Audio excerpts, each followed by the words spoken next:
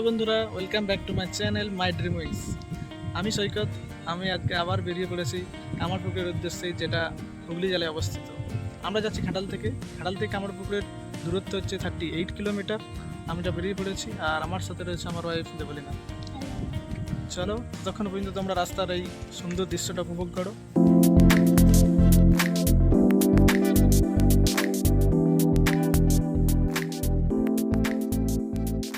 এখন আমরা রয়েছি বড়দার চৌকোন। এখান থেকে আমরা নিয়ে নেব রাইট, আর আমরা যাচ্ছি মাংরুল হয়ে। ঘাটাল থেকে কামারপুকুর যাওয়ার জন্য দুটো রাস্তা আছে, একটা মাংরুল হয়ে আর একটা ক্ষীরপাই হয়েও যাওয়া যায়। তোমরা যারা কলকাতা থেকে আসবে তারা হাওড়া থেকে গোঘাটা লোকাল ধরতে পারো, যেটা হাওড়া থেকে গোঘাটা আসতে সময় লাগে 2 ঘন্টা। 2 ঘন্টার মধ্যে গোঘাটা স্টেশন পৌঁছে যায়। গোঘাটাতে নামার পর ওখান থেকে যে কোনো টোটো 20 থেকে 30 টাকা নেয় এবং কামারপুকুরে মঠের কাছে ছেড়ে দেবে। এখন আমরা চলে এসেছি কামারপুকুর বাস স্ট্যান্ডের কাছে। দেখো, এটা হচ্ছে কামারপুকুর বাস স্ট্যান্ড। যারা বাসে আসছো তারা এখানে নেবে। এখান থেকে তোমার টোটো বা অটোতে করে কামারপুকুর যেতে পারবে। দেখো, এখানে লেখা রয়েছে আই লাভ কামারপুকুর। এই দেখো, এই রাস্তাটার এখান থেকে আমরা নিতে হবে রাইট। বাঁ দিকে যাচ্ছে জয়রামবাটি। আমরা রাইট নিয়ে নিয়েছি। রাইট নিয়ে এখান থেকে কিছুটা আসলেই দেখতে পাবে মঠ।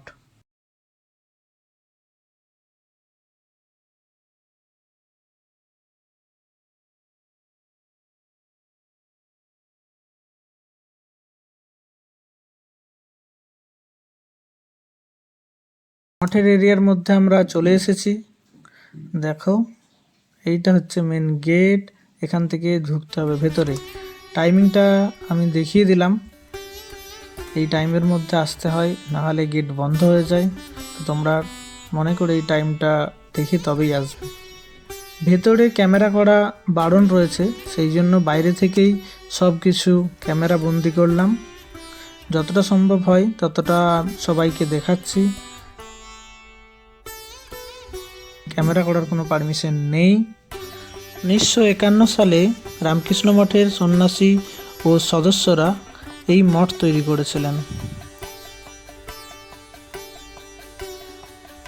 মেন গেট থেকে ভেতরে সামনে ডান দিকেই রয়েছে অফিস রুম, যেখান থেকে এখানে থাকার এবং খাবার কুপন পাওয়া যায়।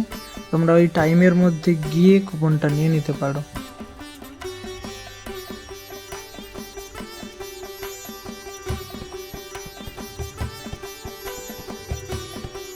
আম গাছটি দেখা যাচ্ছে কোথায় আছে।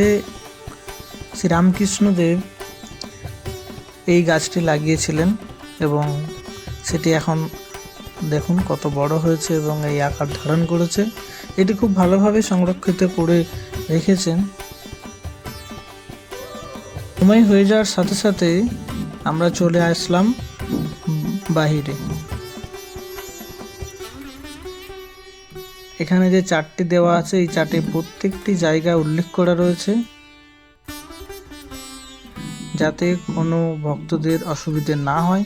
তোমরা এই চার্টটা স্ক্রিনশট নিয়ে রাখতে পারো ঘোরার জন্য, এবং প্রত্যেকটি স্থান ভ্রমণের জন্য সুবিধা হবে। মঠের ঠিক উল্টো দিকেই রয়েছে হালদারদের পুকুর, এটা হালদার পুকুর বলা হয়। শোনা যায় এই পুকুরেই শ্রীরামকৃষ্ণদেব এবং সারদা মা স্নান করতেন।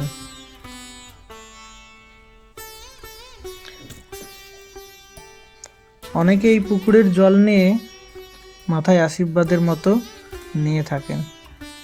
সত্যি অনেক বড় পুকুর, অনেক সুন্দরভাবে পরিষ্কার পরিচ্ছন্ন। মঠের ঠিক উল্টো দিকেই রয়েছে বিশ্রাম নেওয়ার জায়গা। মঠ থেকে একটু পেরিয়েই ডান দিকের গলিতে ঢুকলাম। তারপরে এসে এখানে দেখলাম লাহাবাবুদের দুর্গা মন্দির। দেখে বোঝা যাচ্ছে খুব ভালোভাবে সংরক্ষিত করা রয়েছে। এখানে দুর্গাপুজো হয় প্রত্যেক বছর।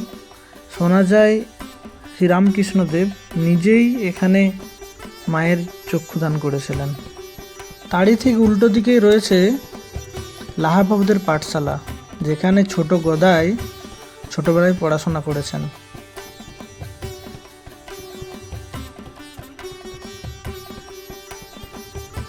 ইনি হচ্ছেন ধর্মদাস লাহা, যিনি লাহাবাবু নামেও পরিচিত।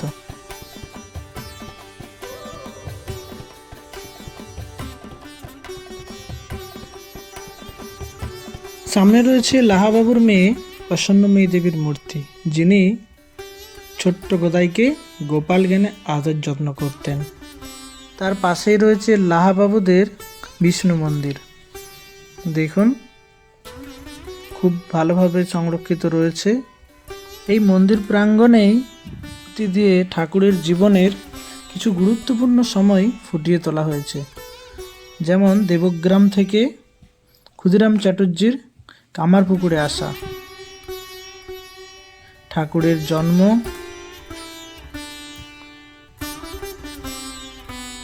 ছোট গদাইয়ের সাধু সেবা, গদাধর এবং সারদা মায়ের বিয়ে, লাহাবাবুদের গয়না ফেরত এবং ইত্যাদি।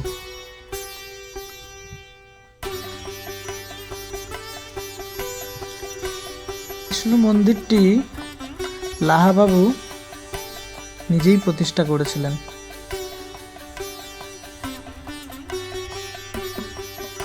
এই মন্দিরে অনেক টেরাকোটার কাজ রয়েছে, দেখো খুব ভালোভাবে সংরক্ষিত করা রয়েছে। তার কিছুটা সামনে এসে দেখলাম ঠাকুরের উদ্দেশ্যে একটি কালী মন্দির প্রতিষ্ঠিত করা রয়েছে।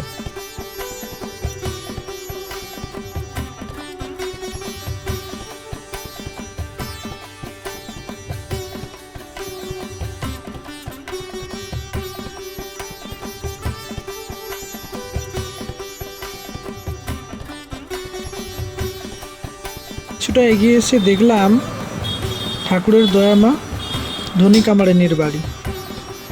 ইনি ঠাকুরের ভিক্ষা মা নামেও পরিচিত। ইনি ঠাকুরের মা চন্দ্রামণি দেবীর খুব কাছের মানুষ ছিলেন।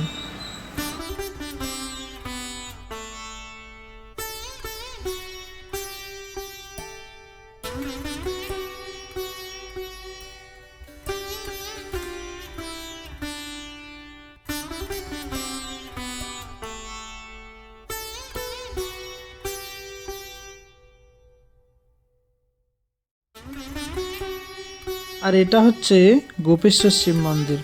ঠাকুর যখন দক্ষিণেশ্বরে মায়ের সেবায় বিভোর হয়ে উলঙ্গ অবস্থায় এখানে সেখানে ঘুরে বেড়াতেন, তখন তার মা চন্দ্রাময়ী দেবী লোকের মুখে এই কথা শোনার পর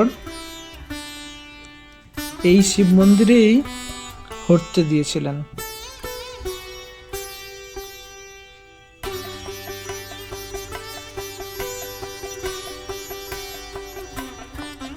মন্দিরের পাশ দিয়েই একটু এগিয়ে গেলে তোমরা দেখতে পাবে ভারত বিখ্যাত কামার পুকুর।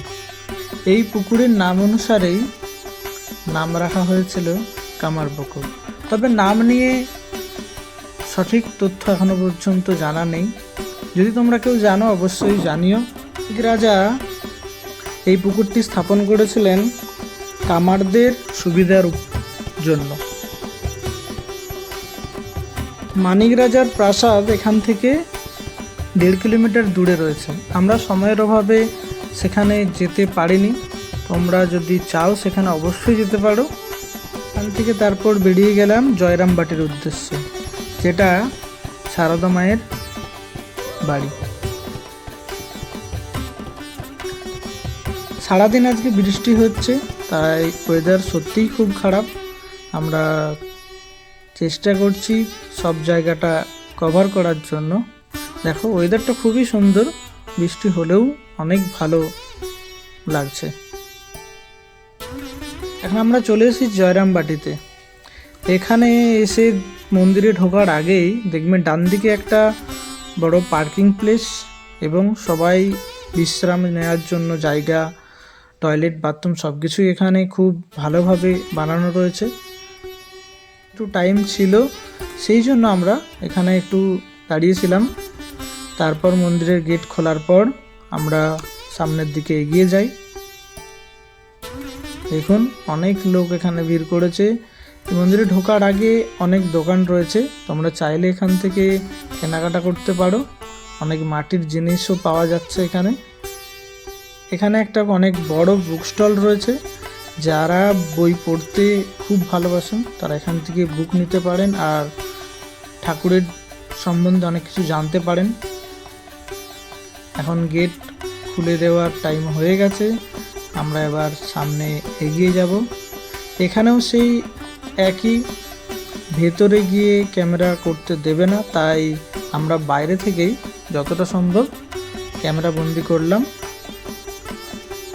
এখানে রয়েছে মায়ের পুরনো বাড়ি, এটা মায়ের মন্দির সামনে যেটা দেখতে পাচ্ছ সবাই। এটা মায়ের নতুন বাড়ি, নতুনভাবে বানানো হয়েছে। শোনা যায় এখানেই অনেক বছর মা কাটিয়েছেন, তার বৃদ্ধকাল এখান থেকেই তিনি পরলোক গমন করেছেন এবং এখান থেকে অনেককে তিনি দীক্ষাও দিয়েছেন। এটা মায়ের পুরনো বাড়ি, ভেতরে ঢুকে দেখানোর তো নিয়ম নেই, তাই বাইরে থেকেই তোমাদের দেখিয়ে দিলাম।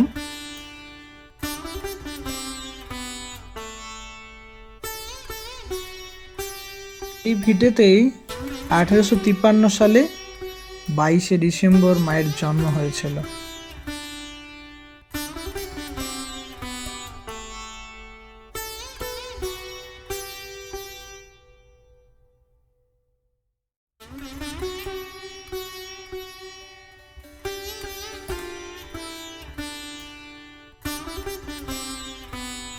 এটা মায়ের পুকুর, মা ছোটবেলায় এখানেই স্নান করতেন, এখান থেকেই বড় হয়েছেন, তারপর বিয়ে হয়ে কামারপুকুরে চলে গিয়েছিলেন।